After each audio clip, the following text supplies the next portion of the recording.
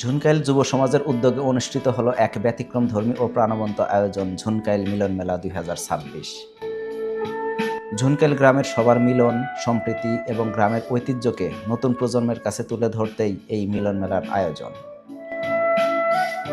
গ্রামের মানুষের ঐক্য, পারস্পরিক সহযোগিতা এবং আত্মীয়তার বন্ধন অটুট রাখাই ছিল এই আয়োজনের মূল উদ্দেশ্য।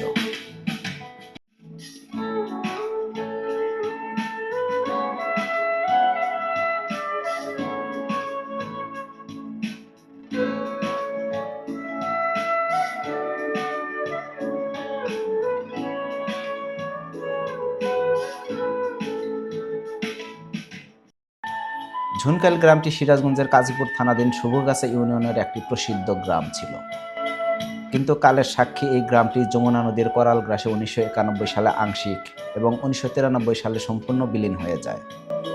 পরবর্তীতে গ্রামের মানুষ বাহুকা গ্রামের পূর্ব পাশে নিজেদের মৌজাতেই নতুন করে বসতি গড়ে তোলে এবং নতুন স্বপ্ন বুনতে শুরু করে। কিন্তু ভাগ্যের নির্মম পরিহাস, ২০০৭ সালে সেই নতুন গ্রামটিও নদী ভাঙনের শিকার হয়। মৌজার আর কোনো জমি অবশিষ্ট না থাকায় গ্রামের মানুষ বিভিন্ন এলাকায় জমি কিনে এবং ভাড়া নিয়ে বসবাস শুরু করে। সময়ের সঙ্গে সঙ্গে তারা একে অপরের থেকে দূরে সরে গেলেও মুছে যায়নি শিকড়ের টান কিংবা জন্মভূমির স্মৃতি। সেই হারিয়ে যাওয়া গ্রামের স্মৃতিকে আরও গভীরভাবে অনুভব করতে এবং নতুন প্রজন্মকে তাদের শিকড়ের সঙ্গে পরিচয় করিয়ে দিতেই মিলন মেলার আয়োজন করা হয় যমুনা নদীর তীরেই। নদীর পাড়ে দাঁড়িয়ে যেন সবাই আরেকবার অনুভব করতে পারে হারিয়ে যাওয়া ঝুনকাইল গ্রামকে। সেই আবেগ থেকেই বেছে নেওয়া হয় এই স্থান।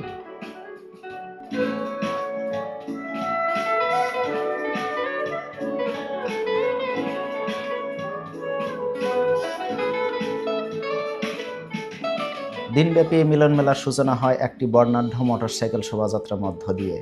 গ্রামের বিভিন্ন প্রান্ত থেকে আসা মানুষ এতে অংশ নেন উৎসবমুখর পরিবেশে।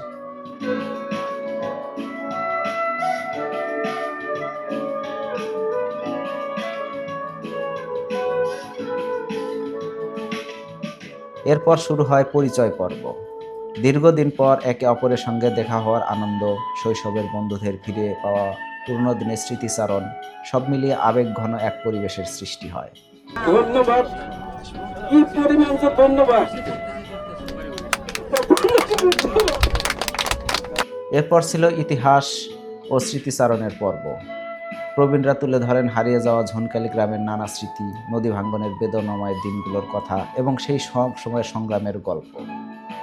নতুন প্রজন্মও আগ্রহ ভরে শুনে তাদের পূর্বপুরুষদের জীবনের সেই অমূল্য ইতিহাস। মিলন মেলাকে আরও প্রাণবন্ত করে তুলতে আয়োজন করা হয় বিভিন্ন ঐতিহ্যবাহী খেলাধুলার।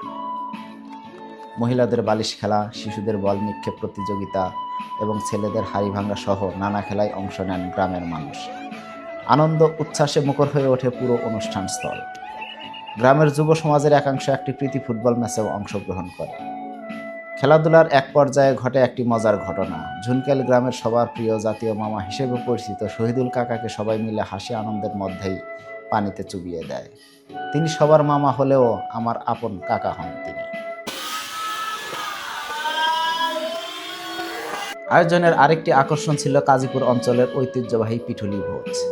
একসঙ্গে বসে খাবার ভাগাভাগি করে খাওয়ার মধ্য দিয়ে আরও দৃঢ় হয় পারস্পরিক ভালোবাসা, আন্তরিকতা এবং সম্প্রীতির বন্ধন।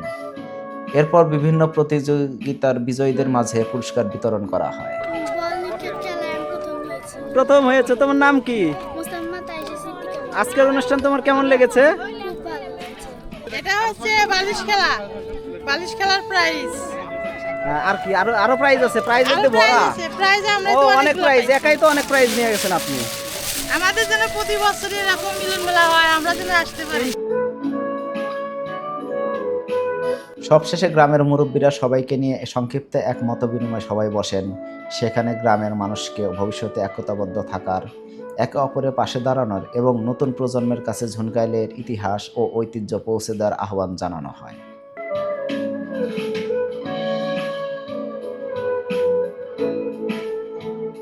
নদী হয়তো ঝুনকাইল গ্রামের মাটি কেড়ে নিয়েছে, কিন্তু কেড়ে নিতে পারেনি এই গ্রামের মানুষের ভালোবাসা, ঐক্য আর আত্মপরিচয়।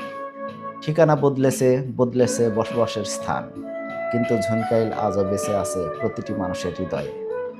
এই মিলন মেলা শুধু একটি অনুষ্ঠান নয়, এটি হারিয়ে যাওয়া একটি গ্রামের স্মৃতিকে বাঁচিয়ে রাখার অঙ্গীকার, বিচ্ছিন্ন মানুষগুলোকে আবারও এক সুতোয় গাঁথার প্রয়াস এবং আগামী প্রজন্মের হাতে নিজেদের শিকড়, ইতিহাস ও ঐতিহ্য তুলে দেওয়ার এক আন্তরিক উদ্যোগ। হয়তো একদিন এই আয়োজন আরও বড় হবে, আরও অনেক মানুষ ফিরে আসবে তাদের শিকড়ের টানে, কিন্তু যতদিন ঝুনকাইলের মানুষ একে অপরকে মনে রাখবে, ততদিন এই গ্রাম কখনো হারিয়ে যাবে না। মানুষের ভালোবাসার মধ্যেই ঝুনকাইল চিরকাল বেঁচে থাকবে।